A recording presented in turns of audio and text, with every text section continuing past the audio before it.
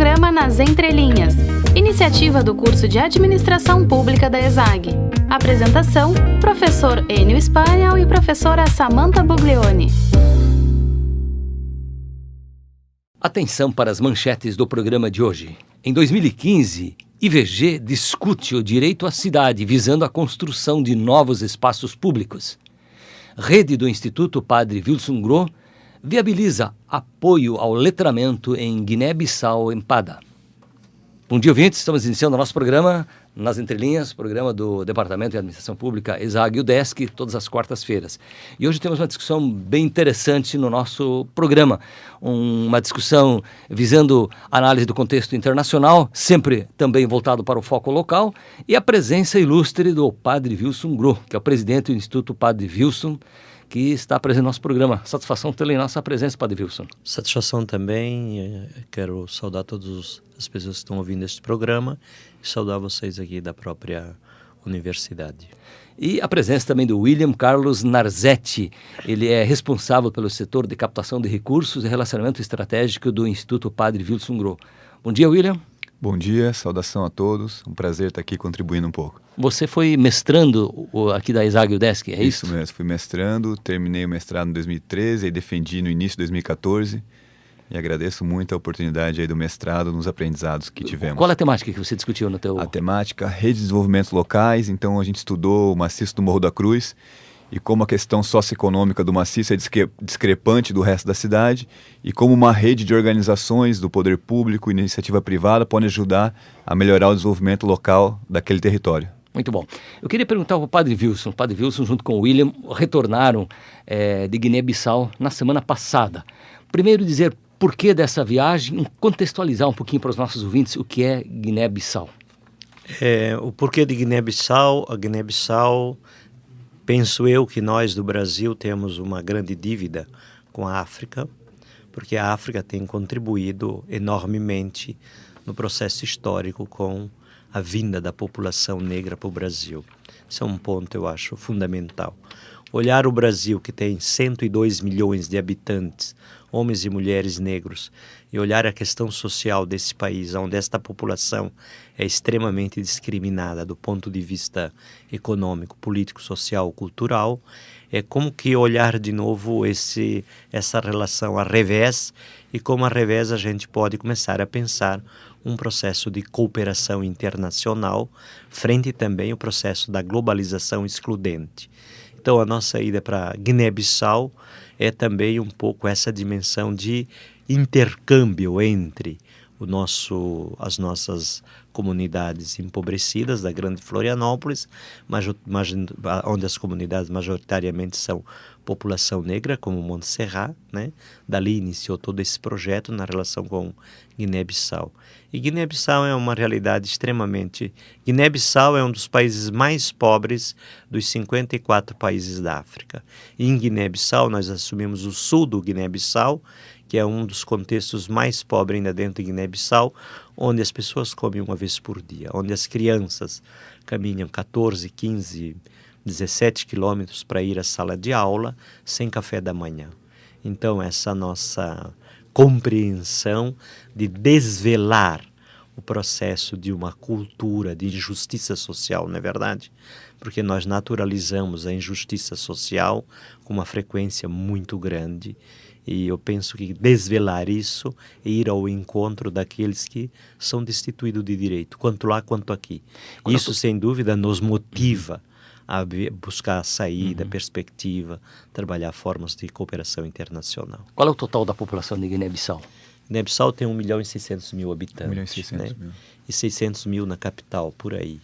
Então, é uma área totalmente agrícola, não? Depois foi uma área que foi independente em 74, porém uma independência onde os portugueses, o que não destruíram, levaram de volta para Portugal. Então, uma população que vive do caju, que vive do arroz, que vive, na verdade, da monocultura, de uma cultura de sobrevivência, mas de uma sobrevivência no limite da fome. Qual é o tempo que vocês permaneceram lá? E aí já emendo com a pergunta sobre qual é o cenário atual do letramento nas comunidades empobrecidas, tanto lá como aqui. Olha, eu já estou indo a 4ª vez para Guiné-Bissau e a gente assumiu um projeto lá na área da educação, porque achamos que a educação é o grande instrumento de possibilidade, não? E nós assumimos lá um trabalho de apoio a um colégio, um liceu e várias outras escolas. Agora, o que se sente em Guiné-Bissau, talvez que nos ajude a pensar aqui, é o desejo e a fome do conhecimento como instrumento de saída e de libertação. Isso nós sentimos em cada criança, em cada jovem, em cada adolescente, em todas as partes que a gente ia, a importância da educação. Devolvo para o William para ele poder complementar um pouco mais isso. A minha experiência foi a primeira ida a Guiné-Bissau. Ficamos um total de 16 dias e nesses dias tínhamos como principalmente 3 pontos fundamentais a trabalhar lá. O primeiro, fazer uma avaliação do projeto que apoiamos há 2 anos lá. O segundo ponto que fomos fazer lá foram ministrar cursos. O Padre Wilson ministrou 2 cursos para professores de Guiné-Bissau, com um público excelente, com um conteúdo que o pessoal gostou muito. E eu ministrei um curso para todos os padres religiosos e também leigos que trabalham na linha de pastoral e social, então na área de gerenciamento de projetos. Como estruturar um projeto, como fazer a gestão de um projeto, questão de prestação de contas e sustentabilidade financeira. E a terceira questão foi de tentar construir e aumentar essas pontes estratégicas entre o Instituto, entre o povo aqui de Santa Catarina e a população de Guiné-Bissau e os agentes locais, que a gente considera muito importante, não só ir para lá e ensinar o que deve ser feito, esse não é o caminho é ajudar eles a construir instrumentos e capacidades próprias para que eles consigam se desenvolver e levar à frente seu país, que está num momento muito bom, com um novo governo, uma estabilidade política que começa a ser implantada naquele país. Queria complementar ainda quando você perguntou aí o letramento aqui no Brasil. Se nós olharmos por que o Instituto está puxando, nosso Instituto está puxando esse ano o direito à cidade, o direito à cidade vem em função da necessidade da gente pensar o letramento como instrumento de decodificação do direito. Porque se uma criança não sabe o mínimo que é interpretar, ler e escrever, como que ela decodifica, como que ela se insere ao mercado de trabalho, como que ela possa inserir-se ao mundo do urbano. Acho que esse é um desafio muito forte da grande Florianópolis e a gente está constatando com os números que eu passaria para o William, para ele repassar os números que ele tem em relação ao INDEB, não? Isso nos preocupa muito, porque se olharmos do ponto de vista nacional, parece que a gente está lá na frente. Agora, se a gente olha entre o contraste periferia e centro, e dentro da periferia essa problemática, a gente vive uma situação muito grande. E o não letramento leva essa juventude para o mundo da marginalidade e da exclusão cada vez maior. Sem dúvida. Então vamos a alguns dados que são importantes para nossos ouvintes tomarem conhecimento.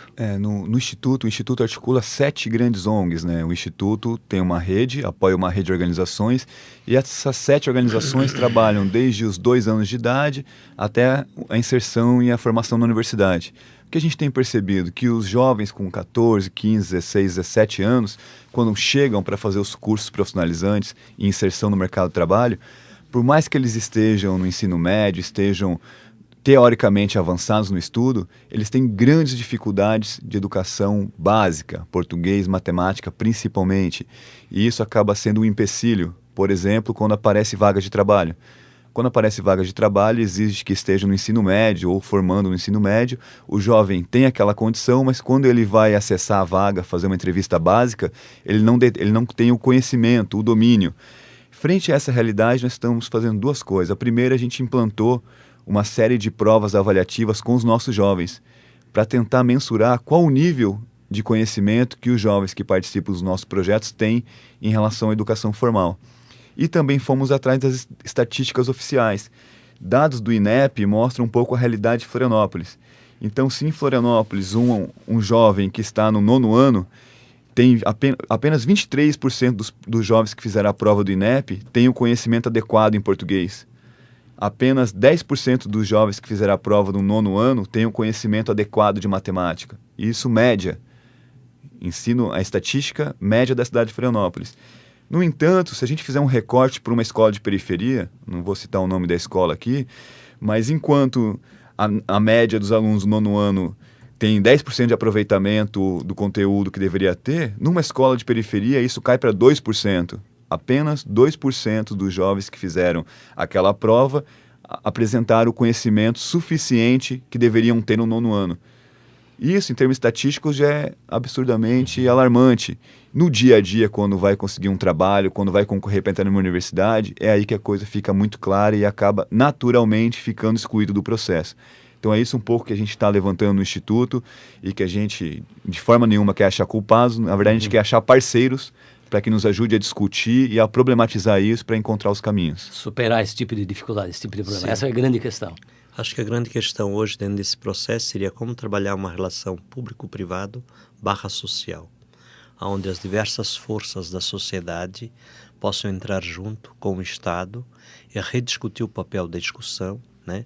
Onde a gente não deixa essas faixas etárias serem queimadas, porque essas faixas etárias de uma adolescente de 14 que vai para 18, 19 anos, ou para um menino de 6 a 15, são faixas que passam rapidíssimo.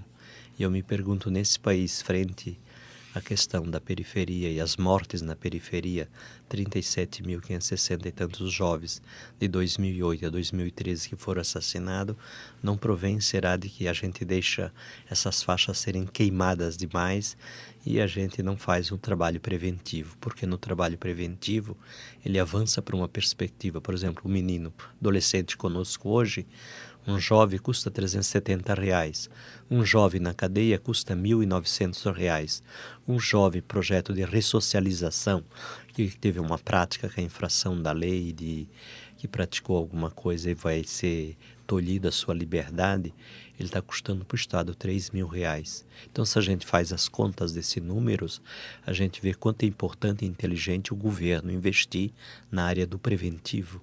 E aí eu acho que investir no preventivo é pensar a escola por tempo integral, pensar a escola com qualidade, pensar a escola com perspectiva, é dar um instrumento da educação como uma ferramenta do exercício da cidadania, do exercício do direito à cidade. Aí seria interessante, como é que se dá essa articulação entre o setor privado, o setor governamental, que de alguma forma o Instituto está tentando trabalhar? Olha, eu acho que nós estamos trabalhando essa inovação, que poderíamos dizer que é uma inovação social, e aí eu tenho a impressão que pensar isso é pensar o conjunto da cidade, pensar a cidade que produz riquezas, e todos produzem riqueza na cidade, desde a periferia ao centro, o centro e a periferia. Agora, como é que a gente devolve essa riqueza a quem é destituído dela, ou aquele que não tem partilha na mesa? E aí eu acho que levar os setores produtivos da cidade a pensarem a cidade é começar a construir uma cultura de solidariedade. E a cultura da solidariedade é a aproximação dessas realidades de margens que, na verdade, não se encontram. Ou seja, derrubar o muro da invisibilidade ou o muro dessa naturalização entre centro e periferia, criando pontes. Por exemplo, a escola Lúcia do Livramento Maivorne, no alto do Monte Serrat, hoje ela é um exemplo de como ela continua pública, ela é de todos, ela é da comunidade, porém o gerenciamento dela é feito pela Congregação dos Irmãos Maristas. Estamos agora tentando fechar com a Prefeitura Municipal a possibilidade de um outro convênio, que é aumentar mais 5 salas e uma grande biblioteca, do ponto de vista que essa biblioteca se torna interativa no conjunto da cultura da comunidade.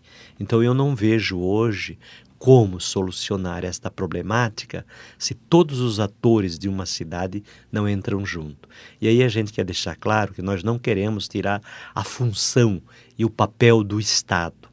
Ao contrário, nós queremos agilizar o Estado para que o Estado não seja um Estado mínimo, para que o Estado não seja cada vez um Estado mais neoliberal, para que a educação não seja privatizada, mas que a gente consiga criar políticas públicas impulsionado por essas forças.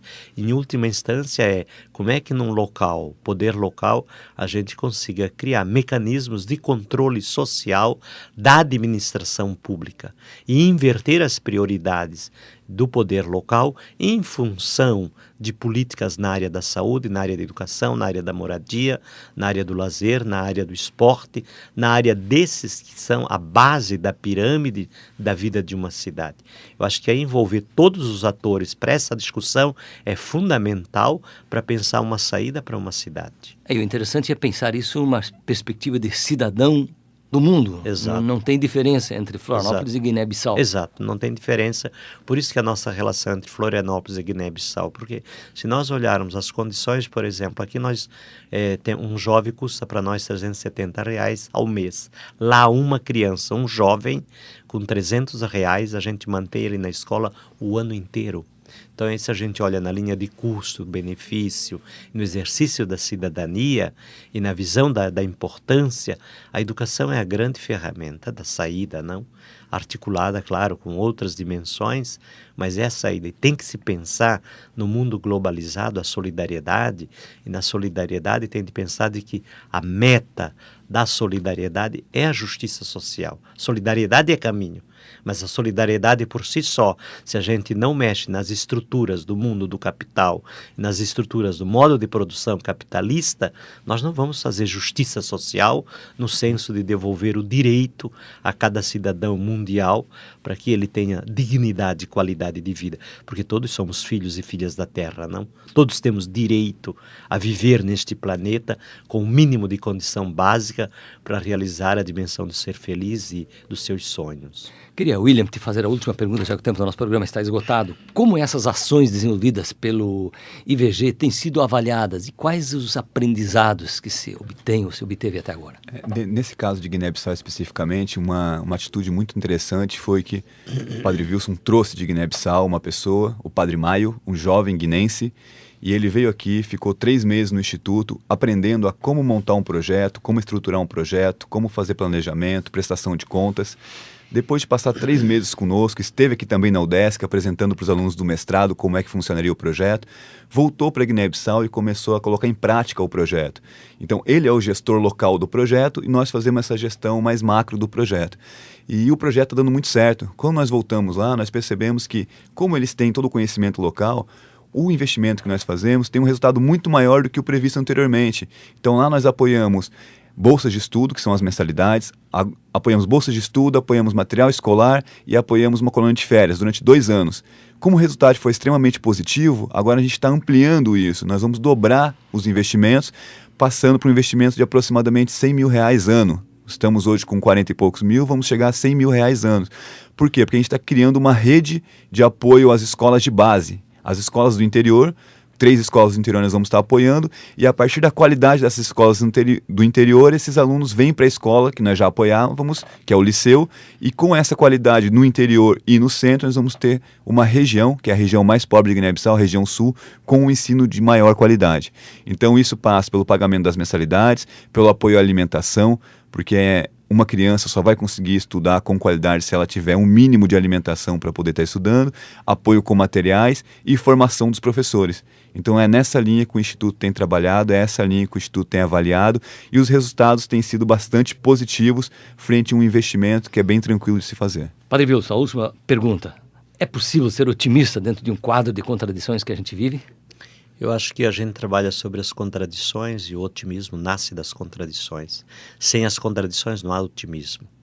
Penso que a nossa capacidade, a nossa coragem e o desejo de transformar o mundo na relação micro-macro passa na construção cada vez mais de não perdermos a utopia e materializarmos a esperança. E a materialização da esperança não pode ser uma palavra vazia, tem que ser uma palavra com pão, com liberdade, com beleza. Muito obrigado, Padre Wilson Grouk, pela participação no nosso programa. Muito obrigado, o William Carlos Narzetti. E o nosso programa volta semana que vem, neste mesmo horário. Bom dia aos ouvintes. Nas Entrelinhas, iniciativa do curso de Administração Pública da UDESC-ESAG, Universidade do Estado de Santa Catarina.